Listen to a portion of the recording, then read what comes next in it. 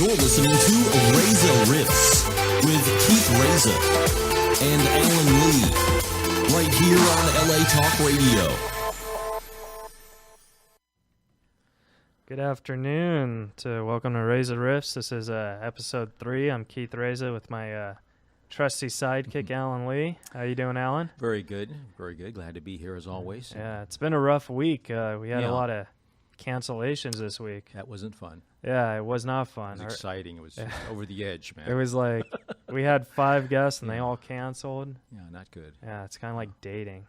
You know? Yeah, that's a very good analogy. Yeah. I've had many cancellations dating. You ever go on pre-cancellations even. You ever go on a date, and you realize it's not the date from the picture or something, like on Match.com or something? You know, a lot of times I let that go by. You let that go by? by? I say it doesn't matter. Well. But no, we were supposed to have Norm Macdonald. No. Then he canceled because his mom was sick. No. Then we were supposed to have Jeff Richards. Mm-hmm. He canceled because he had a stand-up gig. Then we were supposed to have Brian Scalaro. Mm-hmm. He canceled because he's still in New York. Yeah. Then we were supposed to have, the list goes on and on. Well, that's the dating game in comedy. But you know how you can come out, though? You can come out with something even bigger and better. Well, that's what we did. We got something bigger and better than all of that. Quite better. And then last second, too. That's correct. This gentleman we're coming up here is a heavy hitter. I think we should just introduce him because I think that we didn't take enough time writing jokes this week because I was so worried about the cancellations. The whole writing thing went right out the window. Yeah. And plus, let's face it, we're not the best writers in the world. Well, we haven't won any acclaimed awards, and that's why. Yeah. We're still trying to find sponsors. We can't get sponsors. This is going to be a very helpful evening for us. Yeah, well, for those of you listening, we have a great guest. He's been in a couple movies like Cellular, which I actually grew up watching, The Hunger Games, and he was the original winner of Last Comic Standing. Yes, sir. So let's just bring him up. Please welcome Dat Phan, guys. Come on, yeah. Right here. Historical, actually. Hey, I appreciate you guys having me be the 6th pick. That makes me feel pretty good. Is that I'm number 6 after 5 cancellations. That's fantastic. Well, thanks for doing it, man. You bet. Awesome. Yeah, I know you guys were looking for a Cambodian comic, and he canceled as well. Yeah, he had to go fishing for his family. He's like, well, now what? I guess we're gonna look for the Vietnamese guy. The only Vietnamese guy in Studio City. That's what we're looking for, But no, it was cool that because you're very busy and that you just came out, and did it. I really appreciate that. I appreciate you growing up watching Cellular. That's a heck of a. I loved that movie. Yeah. You know why I like that movie? Because the writer, I forgot his name. It was like Larry something, but the script was just so original. You know what I mean? Oh yeah. It was fun. You know, at the time when I met Chris Evans, first of all, I had no idea that he was gonna. Oh, your phone's blown up. Yeah. Is that Tinder right now, or what's going on? It was a tweet. Oh. I wanted to tell about my movie, but he swiped right, and now the chick's a match. I can't even talk about Captain America. Now we've got this hot chick on there. There you go. I apologize. See what happens. I should have turned off my phone. See, and he can improvise. See how quickly he improvises. It's because I'm more jealous. I thought it was an iPhone 6 at first. But then I realized that was the screen. That's like the flat screen instead. That's a 6 Plus right there. Big one. I think the phones are getting bigger though, so I think the iPhone 19 is going to be this big. That big. The iPhone 19 is actually a gurney that you lay on. You die from cancer from the phone, and then you actually lay on top of the gurney, and that's the iPhone 19. Pre-approved. Right. Pre-approved. Yeah, it causes cancer, but it also is part of the medical Obamacare that helps you get carried. Oh my God. We're controversial now. I love it. That's funny. Love it. Oh, I was just talking about health insurance. I wasn't trying to get into the politics. The politics of. No, I meant that was the health insurance was coming. But no, tell us about Cellular before. Cellular? Before. Well, I just wanted to know, I did 2 other movies. I did Saki Bomb, Hungover Games, and then also 108 Stitches. Those are 3 movies that came out in the last year. But Cellular was before that. And when I worked with Chris Evans, it was cool. Because when I met him, he already had like the body of, I'm straight, but even a straight guy, when you look at Chris Evans, like, oh my God, look at this guy's body. He looks like a superhero. Yeah. Very nice guy. Very charming, very cordial, and great actor. I'd say something that people don't know on Cellular. One of my scenes where I was on the phone at the phone booth, that had a piece in my ear where I was talking to another actor to do my scene, and I was supposed to be talking to Chris, but they could usually just have some stand-in talk to me, and he actually was on the mic himself with an earpiece of his own, doing the scene with me to make sure that Wow. I was able to do it right. He was very generous and a very cool guy. Yeah. Yeah. So he's recording and cueing and. Oh yeah, because what happened? Because I'm on the phone, but inside the earpiece, there's another earpiece. And it's remote control over to where the director is. Wow. But Chris actually said, "Hey, Dad, if you want, I could do it. I could talk to you and do these lines exactly the way the scene is to make it easier for you." I mean, he totally didn't have to do that. He could have went to go sleep in the trailer or whatever. Well, see, and at the time, at the time, Chris Evans probably wasn't as huge because the only other movie he did was like not another teen movie. So like this was like one of his main. Right. He was starting to get big and stuff. He was always very respectful to me during the whole shoot of the movie, and I was very happy to hear that he was part of the Avengers. Yeah. You always root for the guys that are really nice and not somebody that was, exactly. Yeah, absolutely. I thought he was a great Captain America. When it first came out, I was like, I don't know. But then I was like, wow. That and I have read Captain America comics most of our lives, and I was pleased with the look. You know what I'm saying? It's hard. Hard for some actor to become the picture of the comic. You know what I loved about the latest Captain America? Yes. We're going to dangerous territory here because I see your Marvel thing. I'm huge into anime. I mean, this is going to become a bunch of guys not getting laid in a second. It's becoming. It's what's that TV show where we're in the comedy TV show where they're I'm talking about, right? They're super. The Avengers? No, Big Bang Theory. Big Bang. Except for they're actually getting laid. We're not getting. What I mean? Exactly. It's one small part. No, the cool thing about Captain America, the latest one, is like they were having battle scenes on the freeway, like in regular clothes, and it wasn't like the cheesy superhero thing, and they only wore the uniform when they had to. And then they had the other stuff was part of the uniform for battles. It was really cool. I really, to be honest, I even enjoyed the first Captain America. I mean, I thought the Winter Soldier was good. I thought the Winter Soldier was very good. I think Captain America, honestly, is the best comic book movies out right now. I agree. I wasn't a huge fan of Thor. Everyone likes Iron Man. I wasn't crazy about Thor, but what I loved about Thor is that they didn't take themselves too seriously because there was plenty of jokes throughout the whole movie. There was and the sequel. So they were like, hey, let's just do this. We got a hammer. Because I bet Dad saw a Shakespearean. Remember the actor that played Thor is a Shakespearean type. And I thought it was going to be or not to be Thor. Yeah. And I got to hand to these guys because they're acting and they're also doing all sorts of special workouts and diets to match the superhero look. I'm still trying to get those abs. Yeah. I just Me too. I just want Jesus' abs. I'll be happy with Jesus. He has really nice abs. Great Jesus abs. That's good. Passion of the Christ. He was buff in that movie. Yeah, I should stop right now before I get killed. So we love you. No religion. No, not by you guys. I know you're comics. You're not gonna. I'm talking about the people listening out there. Yeah, there's people out there. What abs on Jesus? Yeah. You don't want to stretch it too far with the Jesus on the cross thing. But no, I actually got to start doing the dieting and getting in shape because I just realized I got cast as a superhero in the Avengers 34. So Well, that's great. Yeah. Who do you play on there? Are you Captain America? I don't know yet. It's 30. I still got 32 movies to figure out my role. Wow. But you're in the family. I'm thinking I'm going to be like the doctor with the machine, be like, oh, close the gate. I'd be like the worst on Avengers because I'd look around at Scarlett Johansson and everybody like, wow. Me too. They're in costume. Me too. Yeah. Like during the film, like while they're filming, I'll just stare at everybody. Like, wow, everybody's working out really hard.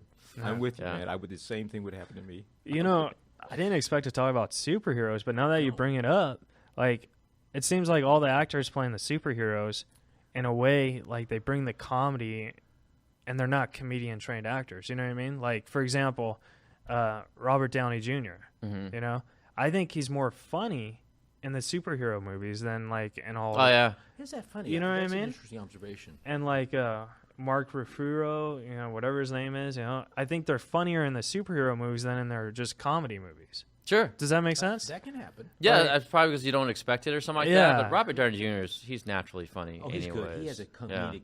Don't you feel a comedic? Oh, absolutely, absolutely. I think he was funny before that, but he was especially funny as Iron Man. Yeah, that's what I'm saying. Like I was laughing up because like Hugh Jackman and Wolverine, like I thought he was funny with all his sarcastic remarks. I was like, wow. Downey owns that Iron Man now. I don't know. I tried to cast Val Kilmer in it. You think Val Kilmer could be Iron Man? I was trying to, go see. Well, if back in the day, I mean, I tell you what, whether it's Val Kilmer or somebody, I mean, I would wear. Excuse me, Let me tell you this: I would wear the sorry. Iron Man suit wherever I go, like pick up chicks at a club. Sure. Yeah. Why not wear the blue? I mean, like you're competing against 8 dudes. Yeah, that's You true. might as well have the Iron Man power source right there. But why would you choose Val Kilmer? I mean, he I'm ruined just Batman. trying to think of different men. Well, he did play Batman. See, he had already been a superhero. So I said, well, what's the crossover? Do Batman to Iron Man? I don't know. Hey, Dad, I did have one question, and this question is I'm sure you probably don't get asked this a lot, and I just find it remarkable because I'm a struggling stand-up comedian. I still live with my parents, and I'm struggling. I've been doing comedy. At least you don't have to pay rent. No, I do pay rent with my parents. Well, that's bad. But yeah, it's pretty. You have like Asian parents? No. You pay, you late. What? But yeah. But the thing is, I'm struggling, and even though I have a home, I'm blessed. And I read that while you were a struggling comic, you lived in your car. I did. Like, I did. I'm from San Diego, and when I went up here, I went balls to the wall, like just straight out. I first lived with a guy in North Hollywood, and we shared like a 1-bedroom, not even one, like a studio, typical up here. And I was living under a desk. That happened over and over again because like you get your little corner as a comedian, right? Sure. So you have a choice between a desk or a bed. And to me, like I could sleep on the floor like a little Vietnamese refugee from San Diego. Yeah. And then I lived under a desk, but eventually I went to him one day because I ran out of money, and it was the most humiliating. I was like, hey man, I just want to let you know, I have news. I can't afford the rent. Like, what terrible news, And he goes, please. What? My nightmare. So basically, we made a plan where he was going to move to Venice Beach. I didn't want to move out of, I call it the hot zone, which is where Hollywood is. Yeah. And so I stuck around, and I ended up zone. living out of my car. Yeah. I was like, hey, it'll be rent-free, even though my car was going to be repossessed. Wow. And you know what? Come to think about it, I hardly dated any chicks during this time. It's amazing how women don't come around. They don't like that. They don't like you living out of a Saturn. There's something about being on Tinder and living out of a Saturn SL1. I was like, wait, but it has plastic polymer panels. So they don't care. I was like, wait, I have a gallon of water and I have vitamins and a loaf of bread, but they don't go for that. I don't know why. Yeah. Something about women. I just find that so hard. fascinating because I mean, obviously times were tough for you, but you stuck with comedy. You know what I mean? You know something kind of cheesy? Not that I'm trying to sell it, but at the time I had Tony Robbins stuff on disc. And I was listening to Personal Power. I've listened to those while sleeping in my car. That's my bedtime story every night. So I had nothing Tony but my Robbins. beliefs. Yeah, Tony Robbins. I was listening to him. And I didn't go through his program. I just like somehow I bought his thing and I like listened to it like church every night. Yeah. And going, listening to crying to it and stuff. And then I was weighing tables at I worked at different comedy clubs. Crying to it. Yeah, crying. Yeah, I get very emotionally sensitive to the things he says, Or I was starving. It's one of those two. One of the two. Tears of starvation, you know what I mean? Yeah, like when you say working, like you're performing or like doing the door thing, like working. As a door I was. guy? It's weird because I was a double agent. I was like working at the Comedy Store in Hollywood, and I would change my shirt like Superman, and then go over to the Improv and put on the Improv shirt. Nice. So the comedians, they would complain to me. They're like, "Hey, you traitor! I saw you over there." And then later on, I see them over there. I'm like, "How do you know? Yeah, You were there too." I love that. exactly. That's in the can. So I love eventually they that started story. asking me inside information, like, what do I know? I'm like, oh, so I came from changed communists to now being your informant, like it's some type of body of lies, CIA, Ridley Scott thing going on here. Thank you. I love it. I love it. Now, would you say working as a door guy like helped your comedy? Like, because you see all these great comedians come in. I learned a lot. Yeah. I watched a lot of headliners do their tricks. I learned how they handled crowds, counter heckling. I learned how the politics of comedy worked in LA. Yeah. At the time, I was just 25, 26 years old, and you have that energy and you have the drive. The drive. I mean, it's kind of a. I would say that it's a young man's game, but then again, I see people make it when they're 50 too. Yeah. So I learned a lot. I learned a lot being. I mean, it's like being a paid intern. I mean, it was minimum wage at the time. Yeah. But I was getting paid to Which basically was like $6, wasn't it? Yeah. But also, here's the thing: when you are. Well, actually, it was $6.50. The 50 cents makes a difference. but at the time, I would be living out of my car like these other comics, or just living under a desk. But the difference was we get the scraps. The door guys like after the headliners get off. Yeah, you get who's around the comedians that are the door guys. So I went up and I was able to work on myself. It's like being the cowboy at a boxing ring. Yeah, that's you know what I cool. mean. And then like when they're not trained, you get to go into the ring and train. That's fantastic. Yeah. So it's a good deal. Because my friend, he works as a door guy at the Irvine Improv, and he's a brilliant comic, but he can never go out because he's the door guy at the Irvine Improv. So what they'll let him do is, like, if an opener or a feature, is not on time for the show, they'll let him go out. Right. But he can't go travel and do comedy. He's stuck at one venue. But at that point, you're kind of interning, learning, and because of that, I learned to have my own comedy outfit ready in my car. Yeah. So when they go, hey, so-and-so's late, you want to spot? Yes, absolutely. Good whatever you need. Good and then I would advice. go, and this sounds awful, but I can say it now. At the time when I was working the improv stuff, it was a restaurant too. Great food. I was starving. Yeah. So it was very much the $1 Million Baby thing, where I would be carrying trays of food to the garbage, but then I would be pocketing some of the food that we're throwing away. Yeah. And I would save it for later on and eat the scraps, and it kept me alive. So. I have done that as a waiter. And someone didn't finish their prime rib, and I just could not dump it into the. And that's why you never. That's why you never see the waiter. Like, if you can't finish your prime rib, you don't see them going. So. You're not gonna finish that? They never talk you into finishing your meal. No. You want me to take that away from you? Like, I just cut into it right now. Thank you. Now, if you like saw half a cheeseburger, like obviously someone bit it. Like, did you pull the bite marks off, or did you just eat? Everyone's different. Yeah, on that. it depends on how hurting you are. I mean, you could also look at the customer. If the customer looked like they have Ebola, then I probably would cut around the things. That would be good. Yeah, right? Exactly. But, I mean, we didn't have Ebola here at the time. No. Yeah, but. If they look like they're pretty clean for the most part, you could tell. I mean, if they're gagging right there, they're wheezing, then you probably should. That's not good. But if they weren't in bad health condition, then you would just eat what you could. And it's amazing how much food people throw away. Oh, starving. It's true, because I think they when you order food, I think they over serve it. You know what I mean? We're lucky. Right. We live in a land of McDonald's and Whoppers and prime rib abundance. And I want to tell Dad that my name is Alan Lee, not Bruce Lee, but I am half Cantonese. You're not Bruce Lee? No. He may be. Dad's all right, interview's done. He wrote that. Let's just drop that thing. But I'm half Chinese and half Cuban, and so I've had great food. Your cigars are made in Taiwan. Sorry. That's correct. I apologize. And I'm not a communist. I'm just a regular guy. But he would understand that we both have a background of food fetish, because if you're Asian. Yeah. I wouldn't use the word fetish. That's kind of tell me, rubbing a. Yeah, I'm sorry. Go ahead. No, it's good. I want to hear this. I want. Fetish sounds like you're rubbing a steak. No, that's right. True. Yeah, right. I don't know why between your toes or something. Rubbing a egg roll on your nipple or something. Food and anyway, sauce, from one Asian to a half Asian, we understand food. Yeah, no, I love eating. And the hard part is when I won Last Comic Standing, I actually partied for a year straight. I got it all out of myself. I was drinking. It was crazy. It was thank God cell phones were not video. The video cameras didn't come in until 2005, 6. You know what I mean? Yeah. I won in 2003, so a lot of evidence was not recorded. But I partied like crazy. I don't want to go into the detail of what it was, but I also ate a lot too. Sure. So I started blimping out and not working out and meeting some women here and there, but it was crazy. Well, drunk, it was nuts. The next question I had was about the Last Comic Standing, because you won the very first one. Which to me is the most special one, because it was I'm like the Vietnamese Kelly Clarkson of comedy. Yeah. It's like if Kelly Clarkson came from Costa Mesa, Orange County. Yeah. That would be, and she was a dude. That would be very good. I mean, that would be interesting. You beat a lot of comics on that show. You beat Todd Glass, Ralphie May. Todd Glass was in season 2.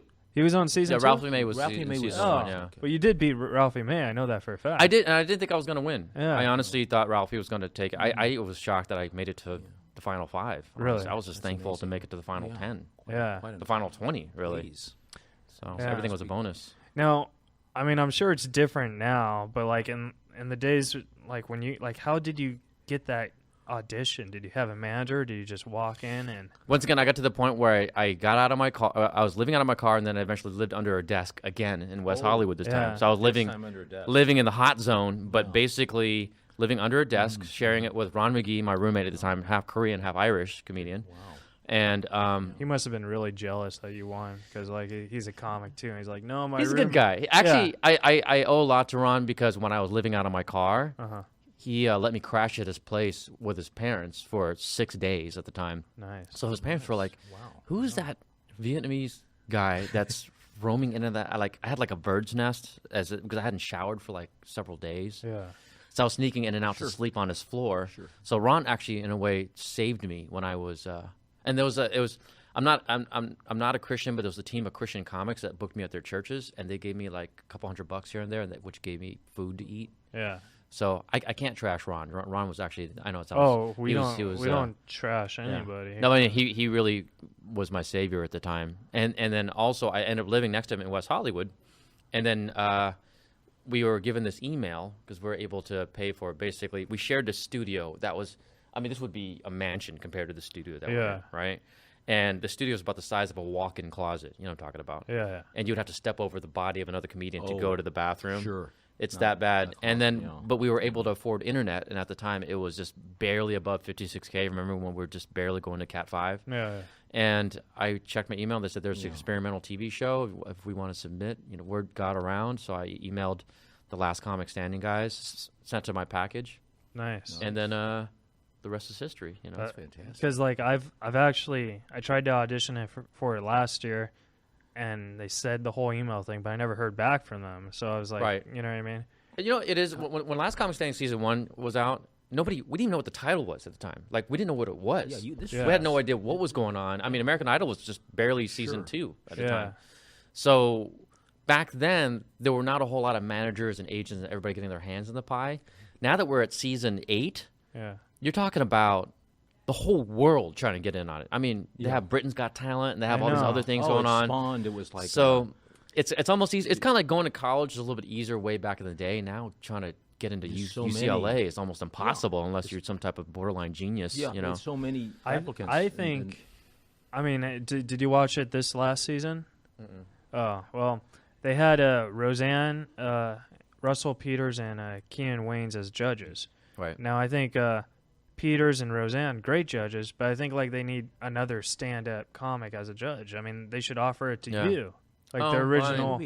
I respect they have their own production. I mean, to be honest with you, the reason why I don't watch a whole lot of comedy is I do it for a living. And I've done it for a living, fortunately, for the last, 14 years or something crazy. Great. Yeah. So I haven't had a regular job for 14 years.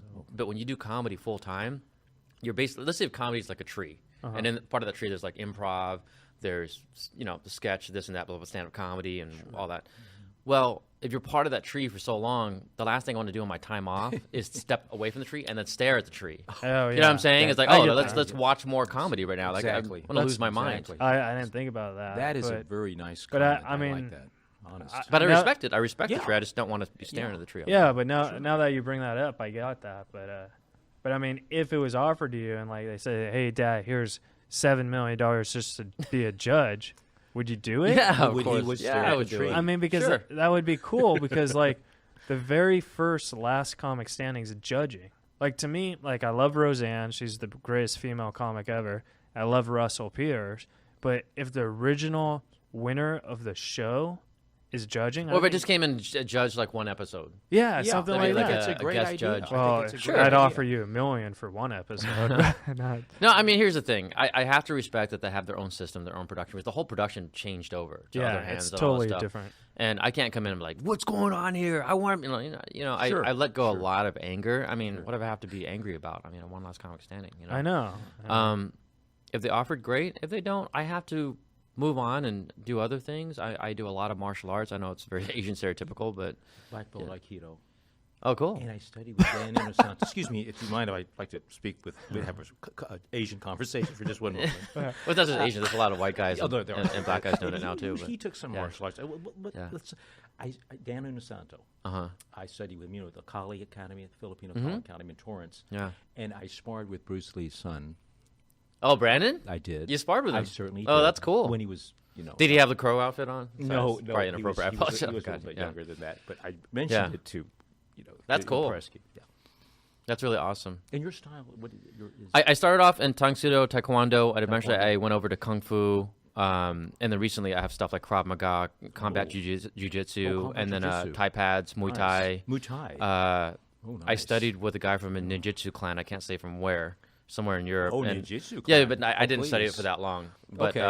Yeah. Wow. I've been in MMA for a long time, but I'm not a fighter. I mean, I train with MMA fighters now, and I would not do. They're modern day gladiators. These guys do. Yeah. I have respect for them. I do too. You know what I mean? Yeah. And that's the first thing I tell them. Like, I'll train and I'll start getting like a little bit more beefed up. These guys are monsters, right? Yeah. Exactly. And as soon as they go, hey, so you want to like go join in a fight? And I'm like, no. I see the injuries that's going on. Oh. It's kind of hard to get the injuries they get doing stand-up comedy. Very you know much, what I mean? very difficult. Not Yeah. impossible, but difficult. So I respect what they do, but I also enjoy the other side of the martial arts, forms, weapons, things like that. But, so. but Well, see, Dat and I wouldn't be afraid to walk down a dark alley. no. But we would still look over. I our would. shoulder. It depends. Yeah, exactly. Yeah. Just, Yeah. No, the thing is, I actually took a break from martial arts for several years right after Last Comic Standing. Yeah. And when I was living on my car, I couldn't afford it, Yeah. But after a while, I kind of needed to go back to kind of like some people go to church. Yeah. I really got the clarity in my head. It's addictive. It becomes part of you. It is Oh, yeah. a need.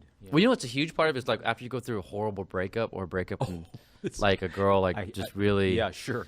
smashes your heart, right? And Bag work. that somehow triggers something in you where I'm gonna do push-ups and do martial arts until my arms break off, basically. That can happen. Wow. But I don't know if you get this. I actually get high from doing martial arts.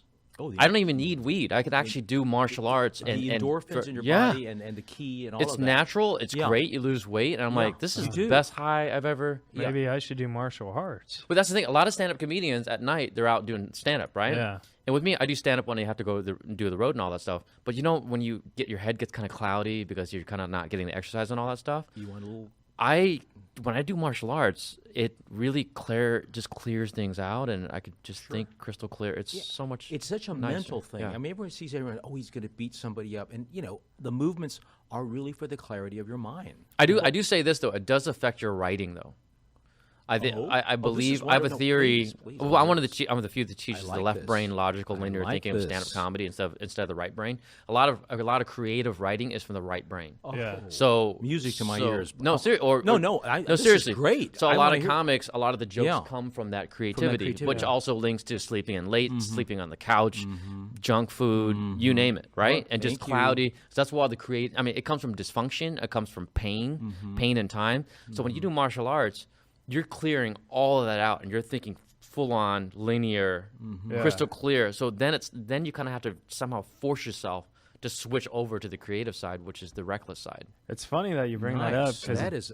because Dad called me this morning and I woke up and he's like, "Hey, I'm a comic. I'm ready to sleep." You guys are so funny. I call this guy at past 11 a.m. Okay? At this point, people are getting ready for lunch, so I'm calling him past 11 a.m. And I used to be like, I used to wake up like 2 p.m. Right? Me and my girlfriend wake up like vampires, right? But I'd call him and he's like, "Hello." He sounds like he just got attacked by 4 dudes in an alley, right? That's Yeah, a great. like, I'm like, that's bro, a good impression. Are you okay? Do you want me to wait? And he goes, "No, I'm awake." What are you? I'm like, "Can you send me the itinerary to where I'm supposed to?" Like, yeah, I'll do it right now, buddy. I'll do it right now. It's like he's coming out of a coma or something like that. That is a very good But impression. I was up all night raging because I headlined the Brea Improv, so I did like Because he was up late. I was raging. See, pretty you have a hard. more exciting. I mean, you're out raging, doing God knows what, and I don't want to say what drugs or alcohol and all that. Me last night, what was I doing? I think I bought the movie Her. And just sat there like a little wuss, crying to the guy from Gladiator, basically. You know what I mean? It was just, that's about, I was drinking orange juice. Yeah, that's about, no vodka, just orange juice and carrot juice. Yeah. I had a little wine, but I just watched an episode of Arrow. See, I'm losing man points. You at least watch a superhero movie and you're drinking wine. I was drinking carrot juice and orange juice, watching Her alone. I mean, what's going on? Yeah. Okay, you win. Now I That's good. That's funny. That's very funny. I had another question about comedy because now you're touring and you're headlining sold out shows and stuff. And I'm sure you did this when you were starting. You saw a headliner and you're like, "Hey, I'd like to open up for you or something." Do comics go up and ask you? They do that, and I have a solution now because I've been approached by 10,000 comedians for that. Yeah. So basically, I have several Facebooks, I have Instagram, Twitter. I'm on there all the time, and these guys are attacking my inbox, basically going, "Hey, let me open for you." Here's the trick. Here's what it is, and it's being very true and real. A lot of comics with all due respect to their abilities of being very funny, are lazy. They're smart and lazy. Ouch. Yeah. And those two kind of feed off of each other. So basically, what they're really saying is, hey, man, so how can I open for you? And you get nothing out of it.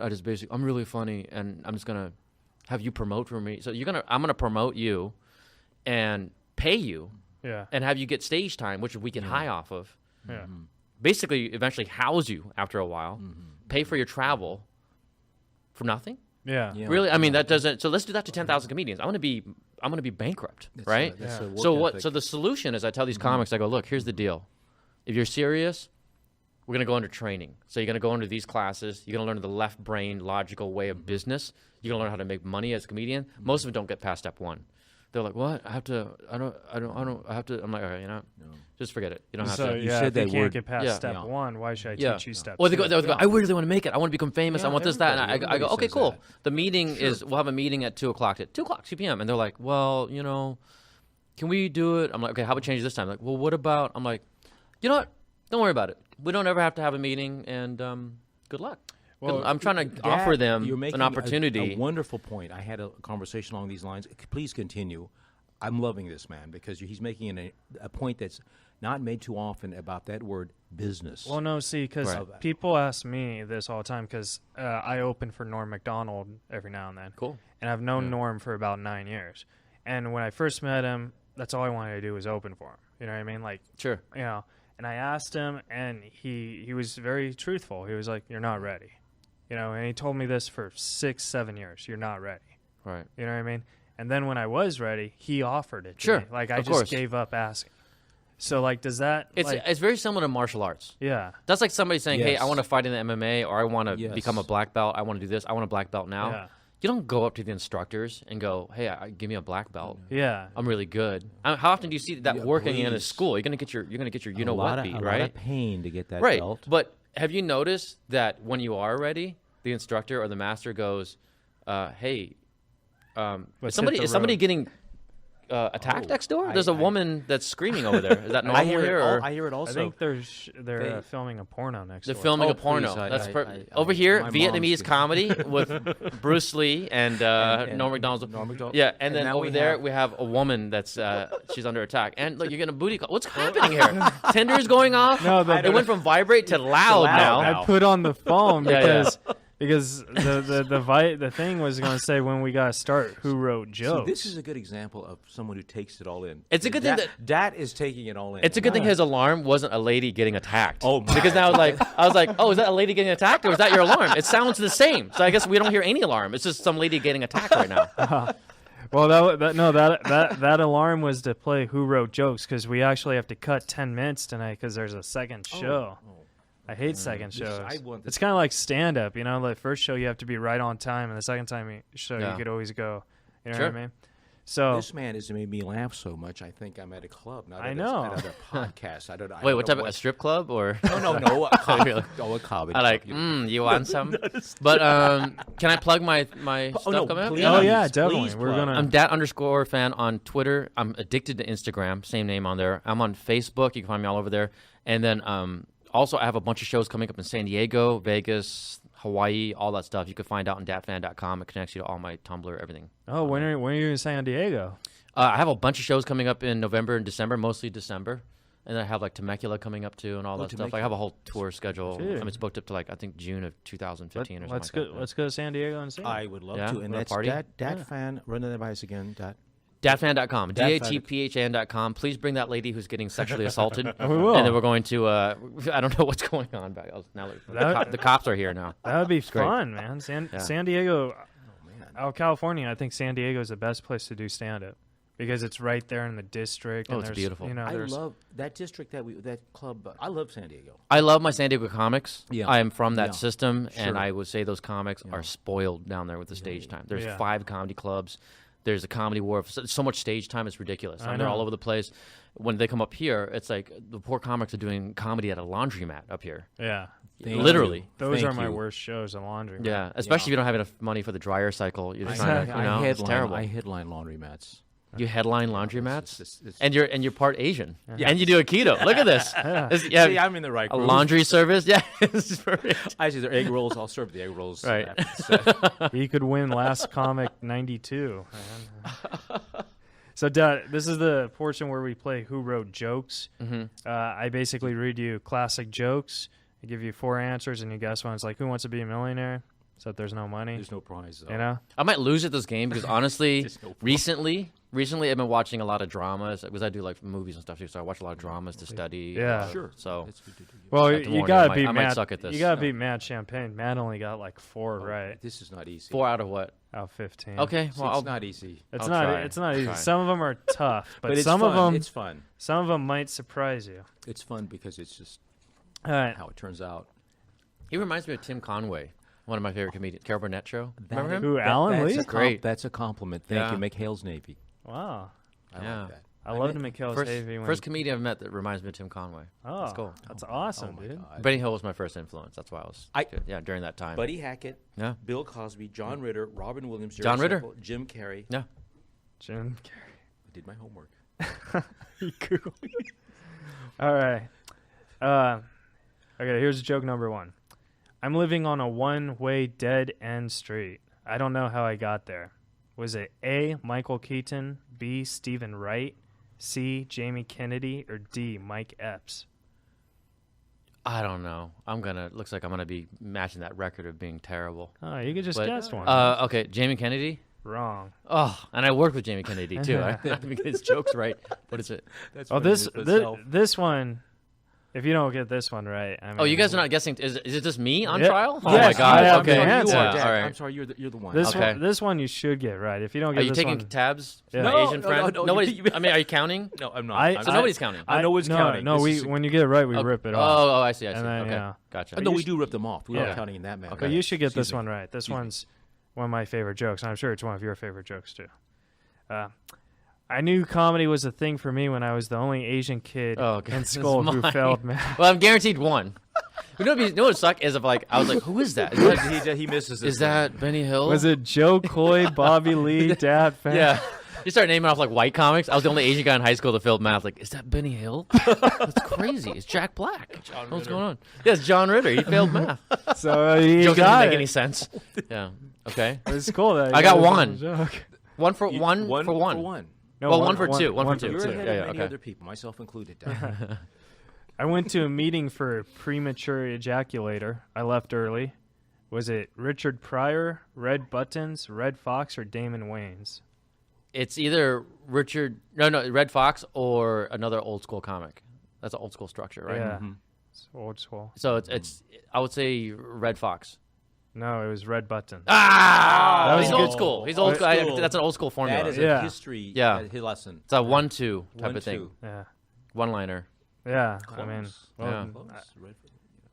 I kind of don't want to play this game with you because I just want to talk about stories. I'm but terrible at this game. I'm telling Okay. you. I do not. You know what I watched last night? Dat I Phan watched, got one. We're ending the game. I watched her, and then I also watched The Holiday. I am the wrong guy. Yeah. I am the wrong guy for this game.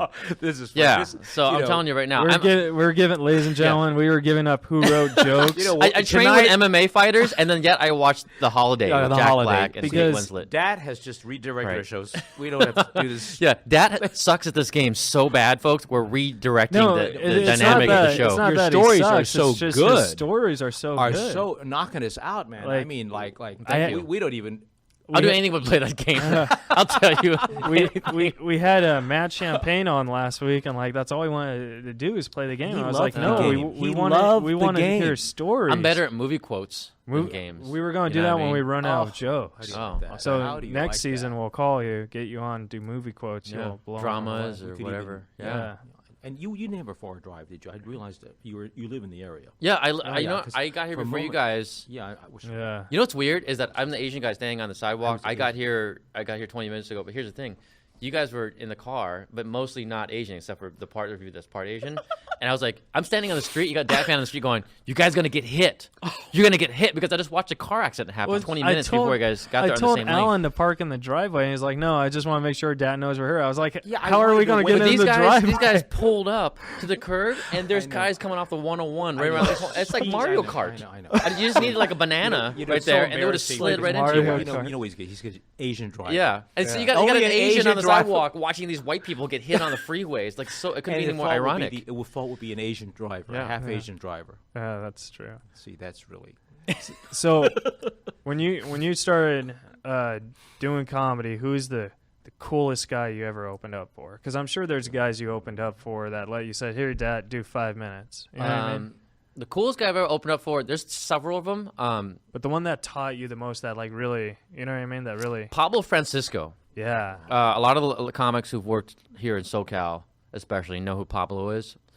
If you were to compare it to superheroes, Pablo is the Superman of stand-up comedy. Yeah. If you watch him on stage, bullets bounce off of him. This guy, he does multiple voices, high energy. He does character pops, flips back and forth. He does different blocking dynamics. He's got it. He's destroying and crushing. He's a kill room. Yeah. He kills the crowd in a good way. Yeah. And to me, I felt like at the time when I was able to open for Pablo, this is right before Last Comic Standing, and I was opening for him when I was just barely living under a desk. But Rita at the Improv discovered me, and she got me to open for Pablo a few times. That's like Robin, like Batman and Robin. Yeah. It's like Robin opening for Superman, and watching like me going up to do my few hits here and there, getting off, and watching Superman come out, lasers are coming out of his eyes. Wow. You know what I mean? Beautiful. I mean, he was just vaporizing the crowd. Yeah. So I learned a lot. Very humble. He's like, Dad, I just want to tell you, don't ever think that you're better than somebody. It's like a fight. There's always going to be someone newer that's going to be able to take you out someday. Yeah. So you won't win every time. So keep that in mind, that there's always some guy out there that can take you out. So he always kept me humble. Nice. And he was speaking about himself, too. Yeah. And he was very generous, just a lot of advice, and just wonderful, fun to hang around with, Well, see, the reason why I asked is because my friend, he actually used to open up for you. And, he What's doesn't. his name? James Jericho. Oh, yeah. Yeah. I know James quite well. Yeah. Here's the thing I'm gonna tell you guys about how my relationship with comedians and friends and all that stuff. I'm extremely a business comic. Yeah. I train like a martial artist with stand-up comedy. So the ones that don't take it seriously, I almost look like a jerk when I talk to them, because if they don't take it seriously, I respond to them as if someone who's a fighter who's not taking it seriously. And that's why when I train with fighters in martial arts, I show them the respect, saying I'm not a fighter. I'm not one of the, hey, I want to be in the UFC, and I don't really train that hard watching these guys blood, sweat, and tears, right? So did and the James same thing with get past step one? James? No, I'm just talking about comics in general. No, James actually, I'll say this. He actually listens quite often, and he tried really hard. He promoted like crazy, and still does, and he tries to work on his jokes. So I give props to James for working. I just ask for a comic to try. Yeah. When they're not even trying, and they tell me that they want to be a pro, you might as well just spit in my face. I'm really, exactly that's the just same wasting way. my time. It's a lie. Because like I'm Sure. I'm not a huge comedian yet, I mean, I still got a Nor long I. way to go. Yeah. But I do get these occasional headlining improv shows sometimes, and people always ask me, hey, can I do a spot? And it's like, I don't care so much about if you bring people. What I care is if you promote. And try. You know what I mean? If you And try. well, actually, I have a way to monitor them. But anyways. Oh, you do? That's going to sound really creepy. Oh. But no, here's the thing. The biggest thing with me with stand-up comedians, especially new ones, is don't flake out. When you make a commitment, Do I it. make it very clear. That's Because that's like being a martial artist and saying that you're going to be part of a fight, or you're going to go to a tournament, If you don't show and you up, just don't even show no, up. that's You let down your corner team, you let down your school, you let that's down, insane. I happened to me mean, so many times. one thing and when they do that, I go, you realize what you're doing, And right? then they ask Yeah. for a second chance, and it's like, why should I give you a second chance when you screwed up the first chance? And there's comics that you give them a second chance and they blow it again, and I'm like, man. You only give the second Yeah. chance to the hot chicks, though. No, actually, it's funny. I was raised by I have 8 sisters. Oh, They're all really? older than me. I have my mom, so I was raised by 9 women. 9 women. So as much as I am straight and I love women, at the same time, those female comics, no matter how hot they are, I learned after a while, they're commandos in the trenches with you. They're the fellow soldiers. If they go, hey, you know what? I have this down here and I have this, so I'm going to get away with this. I'm like, you know what? You're basically shooting the soldier next to you by doing this. Yeah. And saying, well, I'm an opposite gender, so I treat the women the same as I treat the male comics. Yeah. I treat them all as basically soldiers marching into a battlefield. I totally agree with that because like one of my best friends is Rosie Tran, and she's beautiful, gorgeous. But when she does stand up, she like doesn't talk about being the hot chick. You know what I mean? She just does the jokes. You know what I mean? Yeah. And that's what I'm saying. I usually admire female comics that, I mean, you can always dress up the package later on with the nice hair and all that stuff. Yeah. But the ones that try to look like they dull down their looks, and they really try to train hard to be a comedian, those are the comics, the female comics I respect the most. Yeah. Because that's like them wanting to train, like to fight like us. Exactly. As opposed to going up there trying to... Because if you think about it, when they show how pretty they are, it's very distracting for the audience. You got a bunch of dudes like staring at them like it's a strip club. Yeah, that's and true. then they're doing sexual jokes. It's like, okay, well, there's not a whole lot of punchlines, Thank you. That's what I like about your stand-up is like you want the punchlines. There's some comics that don't have punchlines and they just have stories. To me, being a comedian that just tells stories and does not have punchlines, and this is my own beliefs, that's like being a fighter and not having any actual strikes at anybody. You're just dancing around. You're just dancing around and the it ring. Doesn't really... How are you going to knock the person out? What are you going to do? Yeah. There's nothing, well, see, Tom Arnold's stand-up is like that. I mean, but see, the thing is, I love Tom Arnold. I didn't say that. He said that. No. No. But I love Tom Arnold because I could relate to him because Tom Arnold has Asperger's syndrome and I have Asperger's syndrome. So, like, I could relate to him and his jokes. So I think he's the funniest guy. But I know audiences don't because they don't get the... My thing is putting Tom Arnold aside because I didn't study his style. Yeah. With stand-up comedy is this. If you can make the audience laugh by not doing punchlines... You're funny. More power to you. Exactly. That's great if you can pull it off. But if you have laugh ears and you're up there and you're bombing... Yeah, and you're just telling stories. That's not just not it. Delusional. Really, you got to find a way to record your set and really count how many laughs you're really getting or something. I agree absolutely. So.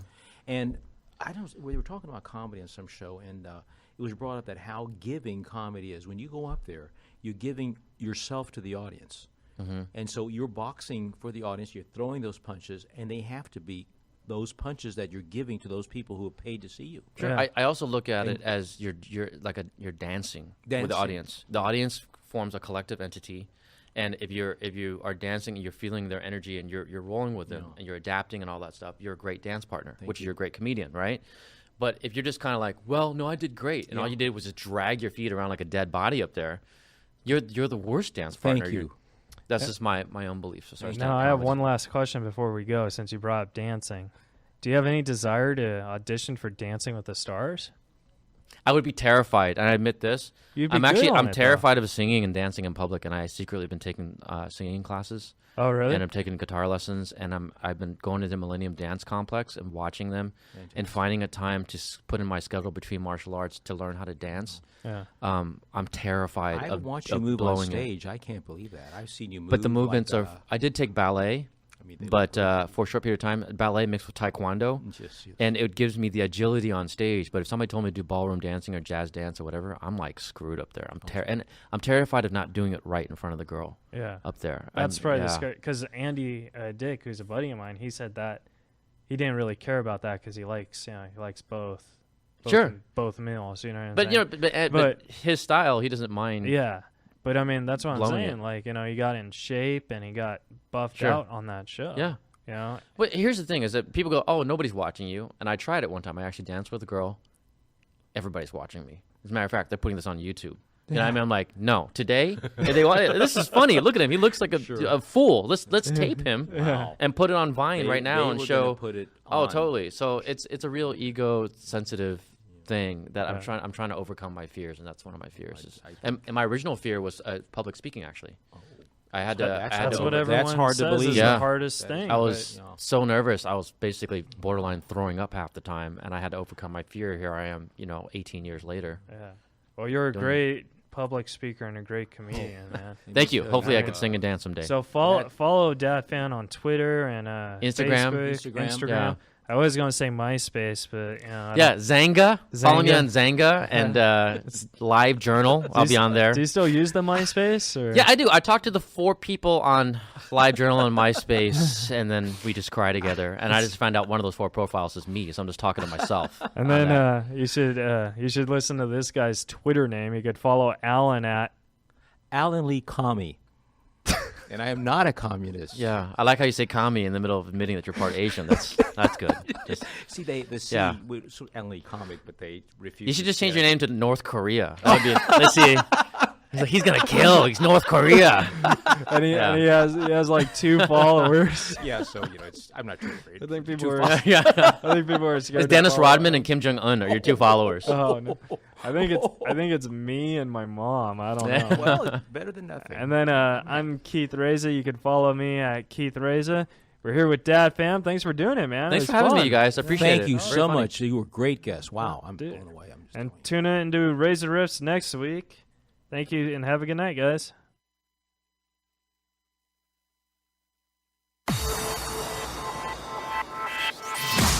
You're listening to Reza Riffs with Keith Reza and Alan Lee right here on LA Talk Radio.